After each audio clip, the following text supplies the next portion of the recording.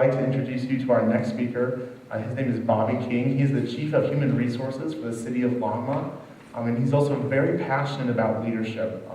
I first heard him speak the same day I heard Dr. Don Haddad speak at the Leadership Longmont course. And he's a great speaker, but he's also a great leader in this community and works really well, not only for the city, but for several different organizations and bringing people together for good causes. So without further ado, I'd like to introduce you to Bobby King. So leadership, the courage about leadership.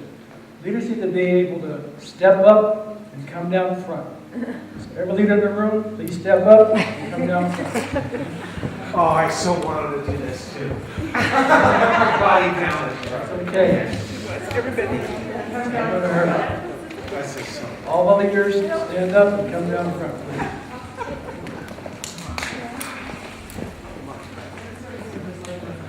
Okay.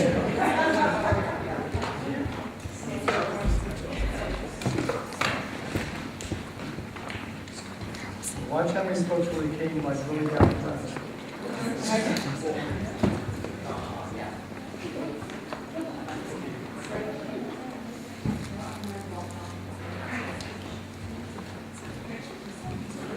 So this takes great courage for you to stand up from where you were at a comfort place and kind of come down from. Was that a courageous step for you as leaders? Out of your comfort zone? Moving out of some place that you were just really settled in at? Yeah. So again, leadership, the courage of leadership, I want to model that in the time we have together. Before I even start on that journey, I want to just pause and give thanks for those folks who allowed me to be here today and whose shoulders that I stand on. Thank you. We're not here by ourselves. We're not here because of our individual efforts. We're here because somebody made a great sacrifice for us to have this opportunity. Whether it's military service, whether it's your ancestors, school administrators, folks in your village who helped raise you, we are standing on the shoulders of other folks. And at some point, somebody's going to stand on your shoulders in terms of leadership. The leadership is rising up, being down front, and being visible and having the courage to do that. It's not leading from behind, it's leading from the front. So thanks for coming down front. Okay, my name is Bobby King. I have the honor of serving the City of Longmont as its Chief Human Resources Officer. I was at a small company before this city that has a building across the street called Seagate that has something to do with building this school. When I started with Seagate in 1999, this building obviously wasn't here. We brought a lot of high-tech talent to town. We built a lot of houses in the area. We went from 600 employees to 1,600 employees when I was there. So I'm glad that Silver Creek is here. I'm glad this great school is here. I'm glad the leadership is here, as far as Leadership Academy. We're going to talk about courage. I'm going to go low-tech and high-tech. And I'll be honest with you. At first, I came in here very low-tech. Y'all see this? And then I saw this guy pull up some PowerPoint slides. I'm like, dang. I need to step up my game. So I live like 5 minutes away. So I ran home literally and put together some slides.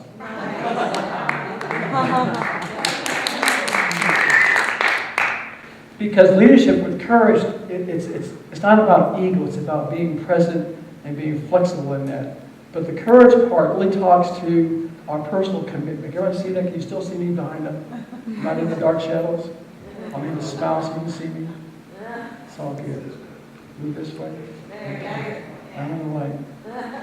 It's about having the courage to be convicted, to be passionate, to not be afraid to be a leader. And leadership skills are inside of all of us. There's no special DNA that says you can or can't be a leader. It's all about personal choice and commitment. It's what you choose to do.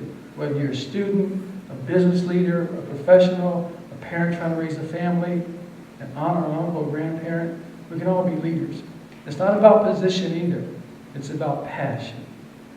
It's about passion to make the world a better place. So we're going to talk about leadership today and the courage regarding leadership. Can you ever see the lion roaring? I'm from the great state of Kansas. Anybody else from Kansas in the room? All right, go Kansas. Shout out to Kansas. What part of Kansas are you from? Well, I was born in Concordia, which is kind of north central. Okay. I'm from Leavenworth City, not prison. And every year in high school, from 8th grade through 12th grade, we had to see The Wizard of Oz on TV and write a book report about it. How many years is that? Is that 5 years? So I go back to having some courage that you can try to be a leader. And so lions are always part of my affinity in that. Because they're leaders. They lead the pack. They get out front.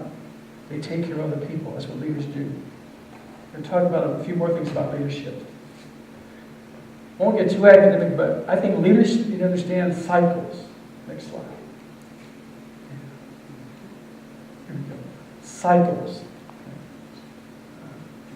There's always peaks and valleys in every organization, in every model, whether it's school, whether it's fall, spring semester. There's cycles. First part of the syllabus, second part of the syllabus, there's cycles. In business, there's cycles. First quarter, second quarter, third quarter, fourth quarter. There are always cycles in terms of business. So leaders need to understand what the cycles are when they go into an organization, the peaks and the valleys. And also leaders need to understand and have the courage to recognize those cycles and figure out how do I lead during the peaks and during the valleys. That's leadership, courage leadership. Well, also as leaders need to understand how to get in front of those cycles and what management style to put forth is when those cycles present themselves. We also need to recognize trends. There's always analysis being taken place. So trends, what's up, what's down, what's moving, and have the courage to recognize a trend and take action, do something about it. And not be run over by the trend, but be ahead of the trend, be ahead of the cycle. It's kind of like a tsunami. You want to try to plan ahead just enough so you don't get hit by the tidal wave, but you manage the tidal wave. Also, the cycles talk in terms of understanding what's above the surface and below the surface. I work in human resources, and that's my chosen career field. And I tell my HR managers and want to sit in the room that when we have issues in an organization, it's kind of like an iceberg. You see the tip, which is about 10 or 20%, but you have no visibility to the 80% below the surface. So bold leadership, courageous leadership is understanding what you can see, but it's more important to recognize what you may not be able to see. Native American culture calls the unseen world versus the seen world. So what am I looking at versus what I may not have any visibility to? And having the courage to begin to query that, ask questions about that, understand that, even though it may not be visible to you. Does that make any kind of sense? Am I just kind of talking Jewish? But does this make sense? But 20% is seen to the 80% is unseen. It's like the iceberg. We can see the tip, but we can't see what's below. So courageous leadership says, take a dive down under. Look at it at a deeper level. Ask the questions that aren't being asked. Query things that aren't being queried. Push the envelope somewhat. And just don't stick with leading what you can see, what you know, versus what you don't know. Okay, that's part of that cycle. Again, stay ahead of the curve. Well, let's say, for instance, that we're all in this room and we're on a ride down at Elitch's. Okay, so kind of visualize a ride at Elitch's. I want you to kind of work with me on this ride. The ride's going to shift to the left, it's going to shift to the right, it's going to move back and forth, okay? So I want you to go with me, this whole group. Shift to the left, to the right, back, forward, to the left, to the right, back, forward, back, to the left. So let's say you're on the left, and you're driving a high-speed car. And you come around this curve, and the car passes you, and the person passing yells, "Pig!" What are you thinking? When they pass you and they yell, "Pig," what are you thinking? Anybody? Highway Patrol? There's a pig in the road ahead. There's a pig in the road ahead. Are they calling you pig? Maybe. Okay, maybe. But how do we process that as leaders? How do we anticipate, how do we interpret data, language, communication, staying ahead of that? A lot of that is understanding the cycles that are going on. How you process information as a leader. How you recognize moving to the left, organization to the right. Are you moving back or moving forward? Recognizing those trends is important in terms of the cycles as a leader. Anticipating the next wave of change. So you see on my low-tech poster, I've got some waves through here, kind of, very artistically driven, or drawn, one or the other. But anticipate the next wave. There's a group called the Boston Consulting Company, and they work with a lot of high-tech companies. And what they try to do is help you anticipate your next wave of business, your next wave of product intervention, your next wave of innovation. Work with a lot of companies, Apple, Oracle, Seagate for one of those, to say, so we're working these products today, what will be the needs 10 years down the road, 5 years down the road, that next wave of product innovation. So leaders understand the curves, the cycles, and what's ahead. They anticipate. So as leaders, hopefully you should anticipate, have the courage to anticipate, and not be stuck in what I know today versus what I know tomorrow. 75% of the businesses doing business today did not exist 20 years ago. 50% didn't exist 10 years ago. Facebook, iPhones, those kinds of things didn't exist a few years ago. Skype, those kinds of things, PayPal. And that great new car that everybody wants to buy that costs $100,000, what's that car called? Tesla. Yeah. And what was Tesla 10 years ago? Okay, again, not being afraid, having the courage to anticipate the next cycle of innovation is what leaders do. Okay, next slide. Understanding what's at the center. Okay? What's at the center? When I talk about understanding the center, think about your school organization or the corporation you work in or your community organization, even your family unit. In most family units, what's at the center of a family unit? Somebody can help me with this. What are who's at the center of a family unit? The fridge. I got a 20-year-old son, yeah, definitely the fridge at the center of our family unit. He's moving out in a couple of months, I'm going to be happy. But in your circle, what's in the center of your circle, your family unit? Mom? Could be dad, could be 20-year-old kid, right? And how about in the school? What's in the center of your model of the school? Who's in the center of school? Friends. Friends? Principal? Administrators? How about in the community group? Who are some of the folks in the center of our community model? Leadership in the form of who? Could be the mayor. Okay. So again, leaders have to have the courage to recognize and understand what's in the center. If you had a bicycle, you had a wheel, and you got spokes, and the center is what? The hub. So leaders need to recognize and encourage what's in the center and be able to challenge the center in an intelligent way. To engage the center in dialogue, discovery, questions, proposals, ideas, thoughts, and not be afraid of the center. It's really the center of power. So leaders should have the courage to understand what's in the center in terms of power and influence, be able to engage, dialogue, query, suggest, have a conversation with that power center, and have the courage to do that. Now hopefully most of you students are able to talk to your parents if they're in the center of your model. And if not, get help from someone else to help you have that conversation. In the classroom, your teachers are at the center, right? They have the power to yield grades and give assignments, right? But hopefully you have the courage as a leader to engage in a dialogue with that teacher around the value of the assignment, and the merits of it, what you're going to learn from it. Even in an organization, someone or someones are the center of power and influence of organizations. And leaders should have the courage to have that conversation, to engage. They should also have the courage to be able to shift the model. So again, on my center model, I have an organizational pyramid, right side up, one upside down. I've got like a bicycle wheel as a model with a center. I've got concentric circles as a model.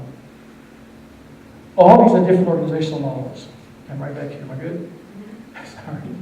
All these organizational models. And as leaders, we should have the courage to, one, understand the model, and two, challenge the model as far as what results it's producing. As far as what results it's producing. I'll put this up to wipe my nose a little bit. I'm going to bring it in there. They're all kind of models. Family models, community models, organizational models.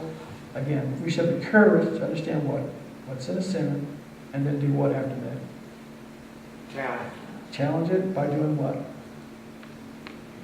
Engaging, asking questions, offering proposals, understanding is it produce results it's supposed to produce, those kinds of things. Okay? Again, that's courageous leadership. Don't just accept it for the way it is. Again, you better talk about it. Call the meeting. Engage the leader. If the leader is difficult to talk to, take somebody with you. Okay, success is a team game. Take somebody of like minds, like opinions with you and have that conversation. If it's not producing optimal results. The key word is optimal results. Okay. So what's in the center is another piece of that.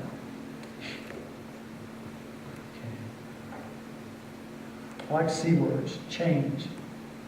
So leaders have to have the courage to initiate, lead, and navigate change. The key word is navigate. Okay. Anticipate, lead, and navigate change. Because guess what? If we stay stuck in today, how in the world can we get to tomorrow? Right? I had a friend when I was being in the public school in Washington, D.C., I think it was Tyrone. And Tyrone had been in the 4th grade for like 3 straight years. I'm like, dude, you can't want to be in the 4th grade for a 4th straight year. But he was comfortable. Nobody was pushing him to go ahead. His parents weren't pushing him to live in school. Back then, you could kind of hold kids back. I said, let's try the 5th grade together. Let's just do it together. We'll study together. We'll kind of do homework together. And that'll be our path. But Tyrone was, well, at that time, I think by his 3rd time in the 4th grade, so he looked like a 7th grader, right? I looked like a 4th grader. So it was a bad school in a bad neighborhood, so my deal with Tyrone was, I'll help you with homework, and you keep the thugs off of me. And that was our path. Okay? But again, you have to have the ability and the courage to change, or help initiate changing for yourself or for someone else. You know, Tyrone went on and finished high school, went to college, got a degree. He's doing quite well today in Washington, D.C. But again, the courage to recognize change, initiate it, and lead change. And embrace new ideas. We talk about inclusion, diversity. Now there's a generational shift. There's 4 generations in the workplace. There's builders, boomers, busters, and bridgers. The last 2 are X and Y. And then there's a group after that group was born, let's say, between 1998, 99, and now. And I'm trying to find a B to categorize that group. And I think I've come up with one, because I've got a daughter that's 14. She's in that group. I think I'm going to just call them the brats. So builders, boomers, busters, bridgers, and brats. We've got all these different kind of generations in the workplace. And again, how do we help navigate change with 4 or 5 different thought processes? 4 or 5 different perceptions regarding relationships, technology, inclusion, acceptance, tolerance. It's changed over 5 generations. So again, courageous leadership understands that, is not afraid of that, encourages that, designs their organizations around that. I have a Twitter account. I'm afraid to tweet somebody. I don't want people following me. I'm just a kid from DC, right? But I need somebody on my team to help me navigate through that and not be afraid of that from a change perspective. Again, understanding change. Would you rather be the lead dog or a dog following the lead dog? So courageous leadership isn't afraid to lead. I used to have a joke that I would tell about the lead dog, but it's not totally culturally appropriate, so I'll just let you think through that. If you're not the lead dog, what are you doing with the other dogs? Pretty obvious. I'd rather be the lead dog. Okay, some unpleasant things are happening if I'm not the lead dog. Okay, all right, I'll leave it right there. Okay, so again, leading change. I would suggest to you to not just read a case study, but be the case study. Be the case study that students are talking about in graduate schools, undergraduate programs, reading your articles, your text, how you did it, your Stephen Jobs stuff, your Bill Gates stuff. That's what leaders do. Your Mark Zuckerberg stuff. Be that as a leader. Have the courage to do that. To be ahead of the curve, lead the change, be the lead dog, be the case study. Have the courage to do that. It's all about change. So if we stay stuck in today, how can we get to tomorrow? So we're in the process as a family of moving from southwest Longmont to northwest Longmont. I've been married for 25 years, and we've moved every 5 years. My wife is ready to divorce me like tomorrow. We are in boxes again. She says, sweetheart, I'm not doing boxes again. I said, I don't know where God's leading us. She said, it's not me, it's him. I keep on blaming him. I'm not in control of this. But I keep thinking about this. Had we stayed 25 years ago in Colorado Springs, my son, who's now junior at CU, would have not had the lead role in 4 consecutive school plays in Westminster. My daughter, who is now a sophomore at CU, would have never had a chance to go to Japan as a U.S. ambassador had we stayed. My daughter, who was a freshman at Niwot today, would have not had a chance to have a lead role as playing Altona middle school last year, and a freshman cast and almost a lead role at Niwot this year had we stayed. So we moved, we changed, and it created opportunities for our family. Had we not changed, I wouldn't be on the stage today talking to you.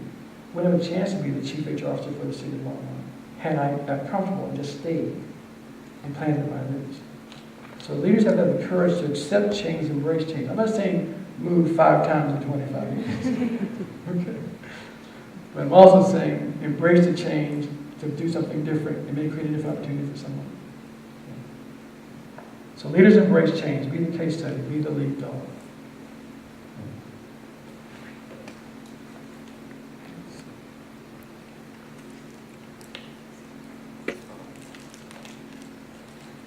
Did you get me washing my mouth out with water on the table? Can you cut that part out? Okay. All right. So, last point I want to make. That leaders need to be creative. Be creative. That's why I think art is so important. We talk about left brain, right brain, analytical skills, creative skills. Leaders have to play on both sides of the hemisphere. That way you can see more and do more. The more you see, the more you can do. I'm not saying you got to go out and play a piano, play a viola, maybe go to a symphony, read a different kind of book. But play on both sides of your brain. Find that creative piece. Because that taps into everything else that we're going to do that's going to change the world or make the world a better place. We need the analysis on the right side. We need all the quantitative skills. But there's a lot of things on the qualitative side as well. So I would encourage leaders to have the courage to be creative. Try something different. I'm not saying wear 2 different color shoes going to school. Well, you can do that. That's being creative.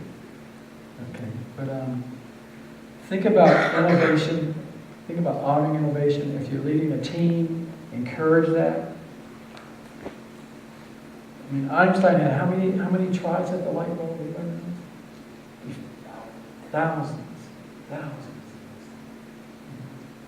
Yeah, the only failure is failure itself. It's not trying. Yeah, so think about innovation. Encourage that. Be bold. I always say, don't go with the flock. Create a flock. Don't follow the crowd. Initiate a crowd. I mean, the norm is a midpoint. When there's stuff to the left and the right side of the norm, be on the right side. Be on the leading edge of the norm. Okay, as leaders. And have the courage to do that. Benchmark other practices, study other organizations, study other students. When I went to Tennessee State, finished high school in Kansas, did pretty good on the national test, got a scholarship to go to Tennessee for college.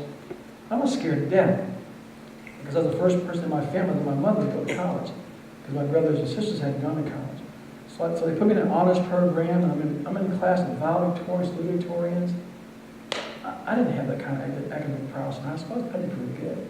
So I knew success was a team game as far as being creative. So we formed a study group my freshman year of the brightest kids in the class, and I was probably in the middle of the pack. We were all political science majors, wanted to be lawyers someday. And we stayed together 4 years of school, studying together as a group, all 7 of us, the whole time, all 4 years. sharing syllabi, sharing questions, study together on tests, partial out, things like that. But we're trying to create a creative approach we can be successful. We still want to have a student life as well. I mean, those 7 of us, I don't think we missed one party in college. Matter of fact, I DJ'd most of the parties. We always got our homework done. We're cramming on Sunday to get stuff done. We took a creative approach to our academic studies in school. We stayed together. You gotta laugh. You don't really go DJ. Okay. And so all the 7, 6 are lawyers, and 1 is the chief human resources officer. And we stay in touch today. But be creative. Left side of the brain, right side of the brain. Always study. You're never, ever out of school. And students, I hate to tell you this, but if you're going to be a leader, a courageous leader, you always study. Your profession, your community, your family unit, finances, where the economy is going, you're always studying as a leader. And have the courage to do that. I always say, you're never out of school. Because if you want to be ahead of the curve, when somebody yells pig, know how to respond to that, not take it personal, you've got to be studying. You've got to be reading something, gathering information. This information age is fast. You can get information on a flash like that. Okay, know where things are going. Don't be a victim of it. Be able to anticipate it. Step out of traditional paradigms and thinking. If they're okay for now, but maybe a different paradigm tomorrow. Think about all the innovations we talked about that are new and innovative. And have the courage to do that. Don't box yourself in. People talk about getting outside the box. Don't even think that there is a box. Create a whole new thought process for yourself. Now, your world is global. Right? Think global. Think large. Think big. Think impossible stuff. Because possible stuff, impossible stuff becomes possible stuff. Nothing comes out of impossibility. You got possibilities. So be creative. Sing, dance, laugh. Again, there's some studies being out about the data says the more you laugh, the longer you live. The more you laugh, the more it opens up the brain. If it feels like it's real tense all the time, the brain just kind of shuts down psychologically. You want them to be open as wide as it can. It's called a cognitive nap. You want it large, deep, and broad. That's the left side and the right side. It's thinking everything's possible. So leadership, encourage that leadership. Next slide. So I think there's 4 parts of that courage. Again, it's recognizing cycles and trends, having the courage to get ahead of the curve. It's understanding what's at the center of things. Whether you're in a school setting, a community setting, a family setting, a business setting. I talk about the center in terms of power and influence. Those informal leaders, those formal leaders, those thought leaders in an organization. And even in school, whether it's the preppy kids or the non-preppy kids, or the academic nerd kids or the non-academic nerd kids, who's in the center? Who's shifting the thought process in the organization? And leaders have the courage to go talk to all those groups. One more story and I'll be finished. I was in high school in Leavenworth, Kansas, and our school was about 20% African American, 8% majority. And when I was in school, it was during some real tough times, and we thought each other was the enemy. There were fights all the time in my school, across cultural groups. So when I became a sophomore, me and a friend of mine, his name is Barney Hughes, we're friends today, I got up to president of the sophomore class, Barney was vice president, and we said to ourselves, no more fighting in our school, period. So he and I had meetings with all the influential leaders in the school. Listen, I'm a sophomore in high school. With the football boys, the basketball folks, the track stars, the honor society kids said, no more fighting across culture. No more fighting, period. And so for the next few years, there was no fighting in our high school, none. We kind of deputized ourselves and put those resistance down. So we're not the enemy. We're trying to get through school. We're all pioneers. We use our school mascot as our center point. We put the pioneer in the middle. We put everybody around him. So again, being creative, being bold, and recognizing what's in the center. And having the courage to kind of go at that. There's a lot of stuff in high schools today in terms of pulling kids apart. Do you guys agree with that? You got all these different cliques and groups, right? So leaders recognize who's in those center groups and pull those groups together for the sake of the unit of the school, the community. My daughter's 14, she's at NIWA, and this past year, a dear friend of hers almost took his life as a result of bullying. And I said, son, Tulsa, what are you going to do? You're a leader. I said, you need to go talk to the bullies in the school. Dad, I said, no, you need to do that. If you recognize and do something about it. So the kids got together and talked to all the kids and tried to encourage them to bullying in the schools. You can do whatever you think you can do. The thought comes to mind, you can do it. The seeds planted and the bear fruit. It's all to you. Mastering change, getting out in front of change, and you're being creative. If you think it can happen, it can. Just go do the work behind it. I want to thank you for the time this afternoon to talk about courage, to talk about leadership. It's all inside of each of us. It's whether you let the beast out, the lion out. It's already there. And it's there for good, not for harm. It's there to make things better. Again, I want to encourage you to keep on standing up, coming down front, and having the courage to lead. So thank you for the time this afternoon.